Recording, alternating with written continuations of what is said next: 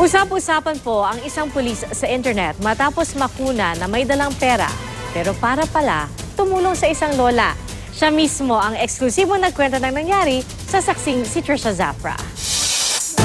Nahuli ng isang netizen ang pulis na ito sa San Lazaro Hospital. Heto't may dala pang pera. Pero hold your judgment dahil si mamang pulis ipinagmalaki sa Facebook page mismo ng PNP at pinuri ng mga netizen via comments at almost 100,000 likes. Si PO2 George Halandoni Palakasi, tinulungang bumili ng gamot kontra rabies ang isang nakatatandang babae. Si Lola, nanlilimos daw ng makagat ng aso. Makikita rin sa litrato na isa pang lalaki ang nag-abot din daw ng tulong. Ang 42 anyos na tubong Bacolod, miyembro pala ng Special Action Force simula noong 2002. Pero nadestino sa PNP Office of the Directorate for Human Resources and Doctrine Development simula noong isang taon.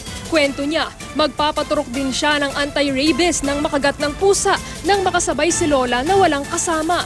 Noon niya na lamang walang pambili si Lola ng gamot na 1,200 pesos kada vial.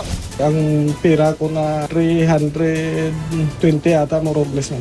Yun ang binayad ko sa matanda, ma'am. At saka ang iba, ma'am, naghanap ako ng 3 pang maging kasama niya. Dahil sa isang bayal, ma'am, 4 yun ang, ang maghati-hati. Hindi naman daw niya inakalang may makakaalam ng ginawa niyang pagtulong, pero masaya na rin siya sa nangyari. Masabi ko ang kung anong sa puso at sa isip ko na hindi lahat ng pulis masasama. Hindi na raw niya nakuha ang pangalan ng matanda at kung saan siya nakatira dahil kailangan na siyang turukan at wala na si Lola pagbalik niya sa pila. Pero tiyak daw na babalik pa si Lola dahil serye ng mga ineksyon ang gamutan sa rabies.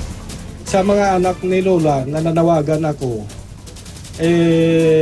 huwag niyong pabayaan ang nanay niyo.